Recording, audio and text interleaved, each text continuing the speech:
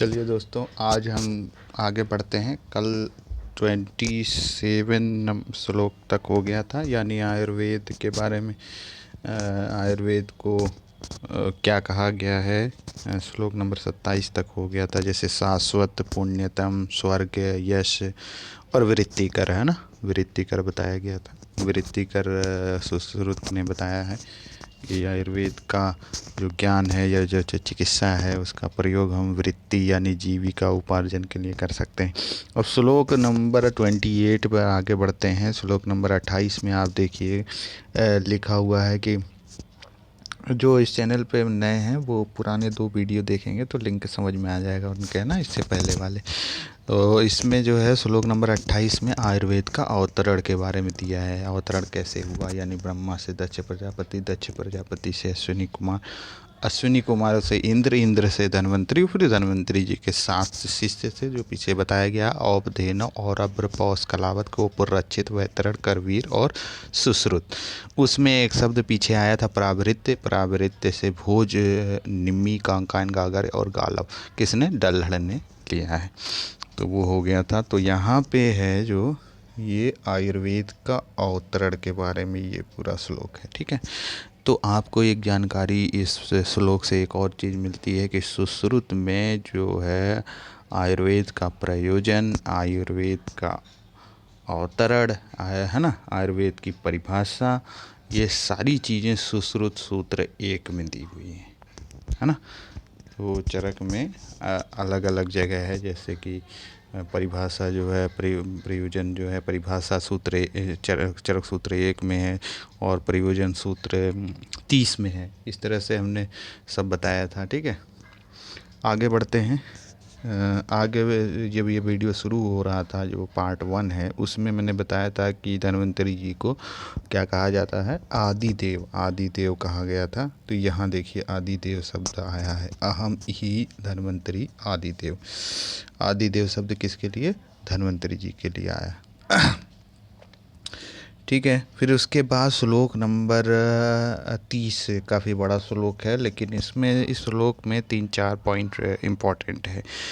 सबसे पहला, अस्मिन् शास्त्रे पंचमहाभूत शरीरी समवाय पुरुष इति उच्यते, है ना। शरीरी समवाय शब्द आया, ठीक है।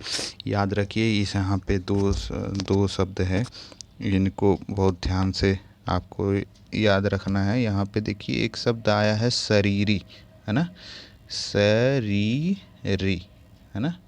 शरीर के अंदर शरीरी होती है। शरीरी क्या हो गई, आत्मा कहा जाता है ना। शरीरी किसके लिए आया है, आत्मा के लिए आया है। तो शरीर के अंदर क्या होती है, शरीरी। तो ये याद रखिए, शरीर और शरीरी में अंतर है ना। ये बहुत इम्पोर्टेंट पॉइंट है। और ये श्लोक बहुत इम्पोर्टेंट है। अस्मिन् शास्त्रे, हमारे शास्त्र में, हमारे आयुर्वेद शास्त्र में पंचमहाभूत, पंचमहाभूत वही वायु, अग्नि, जल, पृथ्वी, है ना। तो आकाश भी, आकाश, वायु, अग्नि, जल, पृथ्वी, ठीक है।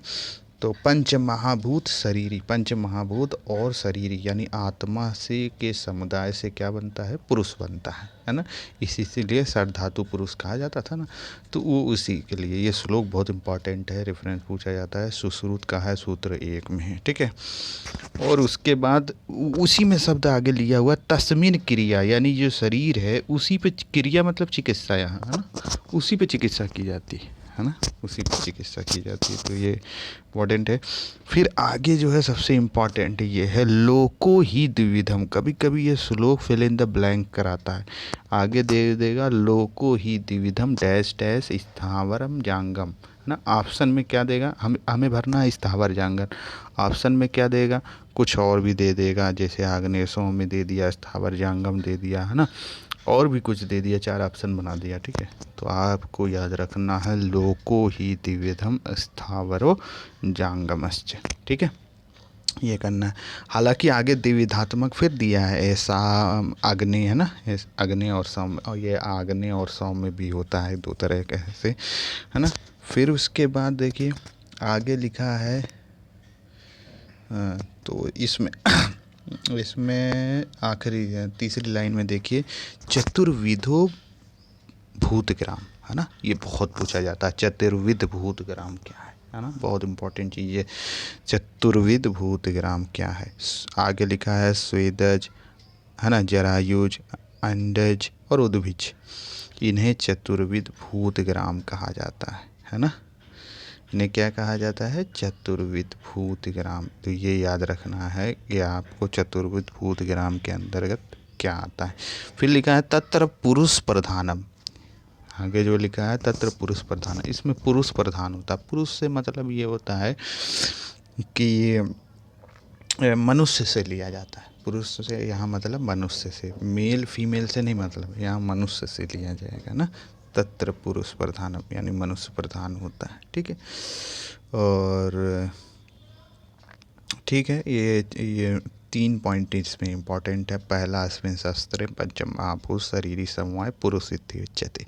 तो ये शरीरी मतलब आत्मा, ये पॉइंट। दूसरा पॉइंट लोको ही द्विविधम, लोक जो है 2 प्रकार का होता है, स्थावर और जांगम, ये याद होना चाहिए। तीसरा पॉइंट यह है कि चतुर्विध भूतग्राम के अंदर कौन आते हैं और उसमें प्रधान कौन है। आगे वाले श्लोक में देखिए लिखा ततः पुरुष प्रधानम, है ना, पुरुष प्रधान होता है। इसी के साथ कुछ विमर्श दिए हुए हैं, विमर्श पे थोड़ी बात कर लेते हैं, देखते हैं विमर्श। विमर्श में क्या लिखा हुआ है, देखिए 6 धातु पंच महाभूत यहाँ शरीर दिया था, और इसी तरह से विमर्श में क्या है, चरक ने क्या कहा है, खादीन आत्मा षष्ठ धातु वो पुरुष स्मृति। ये देखिए ये श्लोक, ये भी इम्पोर्टेंट है, ठीक है। उसके बाद श्लोक में उसके नीचे वाली लाइन देखिए लिखा है कि सत्व आत्मा शरीरी त्रयो त्रिदंडवत, है ना। त्रिदंड क्या है, सत्व आत्मा और शरीर। तो एक पॉइंट ये लिखा है। विमर्श से देखिए कौन कौन सा पॉइंट निकल रहा है, कह रहे हैं खादीन खादयस चेतना धातु, चेतना षष्ठ धातु। यहाँ देखिए चेतना षष्ठ धातु, ये देखिए इंपॉर्टेंट है यहाँ पे। तो ये सीधे सीधे क्वेश्चन आता है, यानी छठी धातु कौन है, छठवीं धातु, है ना। छठवीं धातु कौन थी, चेतना धातु, है ना। ये फिल इन द ब्लैंक भी कराता है, कभी ऐसे भी पूछ देता है। तो ये आगे में हालांकि चरक में है, ये जब चरक का रेफरेंस वहाँ आएगा तब हम बताएंगे, मगर इस श्लोक में देखिए यहाँ लिखा है चेतना षष्ठ धातु, चेतना छठी धातु। किस रेफरेंस में, कि खाद आदि, ख आदि खादी मतलब जो है पंच महाभूत, है ना, और छठी धातु मतलब कि चेतना, है ना, उससे मिलके पुरुष स्मृत पुरुष बना हुआ है। तो ये याद रखिए, उस चरक का है। फिर उसके बाद त्रिदंड क्या है, सत्व आत्मा और शरीर।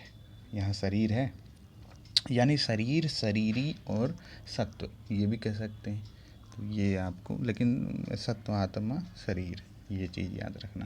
तो बहुत ध्यान रखना है, शरीरी है या शरीर है, ये ध्यान रखना है।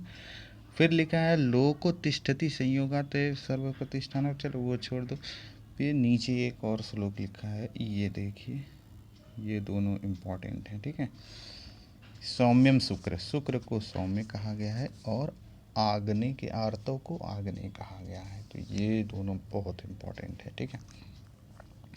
तो ये इसमें 3-4 पॉइंट इसमें मिल गए आपको, तो ये ध्यान रखना है, ठीक है। पहला ये त्रिदंड तो एकदम याद होना चाहिए, और शुक्र को सौम्य और आर्तव को आग्ने कहा गया, ठीक है। उसके बाद नीचे एक श्लोक बहुत रेफरेंस आता है, बहुत इम्पोर्टेंट है।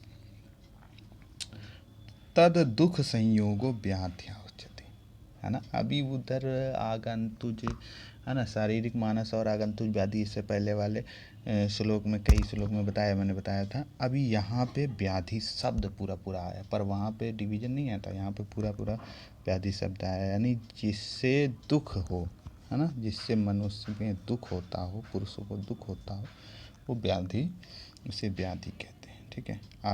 आगे जो फिर उसी के जस्ट बाद श्लोक नंबर 32 में ये देखो ते चतुर्विधम, यानी वो व्याधि, है ना, वो 4 प्रकार से दुख हो सकता है। कौन कौन सा हो सकता है, या तो आगंतुज दुख होगा, शारीरिक, मानस और स्वाभाविक, है ना।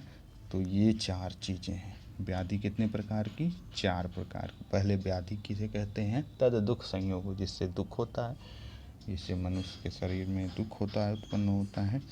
है ना, वो 4 प्रकार के होता है। और कौन कौन सा, वो उसे रोग कहते हैं, उसे व्याधि कहते हैं। वो 4 प्रकार की होती है, आगंतुक, शारीरिक, मानस और स्वाभाविक। अब इसमें जो है ये देखिए बहुत इम्पोर्टेंट है, श्लोक नंबर 32 है ना।